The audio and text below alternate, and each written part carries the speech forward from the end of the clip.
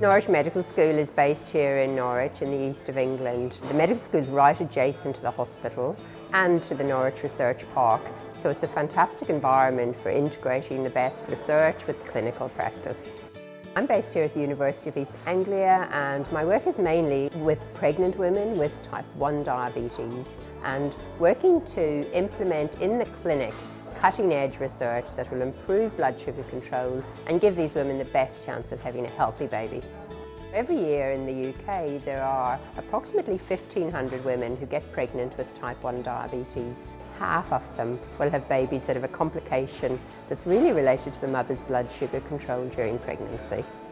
Women with type 1 diabetes in pregnancy still have an increased risk of complications, and this includes 1 in 2 babies having a complication related to low blood sugar. But it also includes a 2 to 4-fold increased risk of serious complications like stillbirth or congenital anomaly. Here in the UK about a decade ago we did a small study of continuous glucose monitoring in pregnancy. More recently, however, the technology has got better, and we've now done a very large multinational study with colleagues from Canada. Here we showed for the first time that using real-time continuous glucose monitoring the whole way through pregnancy gave mothers better glucose control and, importantly, halved the risks of complications for their babies. Women with type 1 diabetes tend to have a litany of issues that can come up in pregnancy. So the first thing that we do is manage their diet and their expectations around pregnancy. Very simple things like losing their hypo-awareness and changing their insulin and dietary requirements. Other things we look at are ways to manage their weight gain in pregnancy so that we can control their sugars so that their babies are less likely to be born with macrosomia, which is when babies are born over the 90th centile or out of an appropriate weight range for that baby, for that woman. Continuous glucose monitoring gives women a lot more information about their day-to-day blood sugar levels. However, for many women, and indeed for their healthcare professionals, that sheer volume of information is just too much to handle. So together with Dr. Roman Havorka in Cambridge, we've been working on an artificial pancreas or a closed-loop system that's suitable for women with type 1 diabetes in pregnancy. The beauty of the artificial pancreas is that it adjusts the insulin every 10 to 12 minutes. The early studies, we showed that the algorithm was able to adjust insulin right the whole way through pregnancy.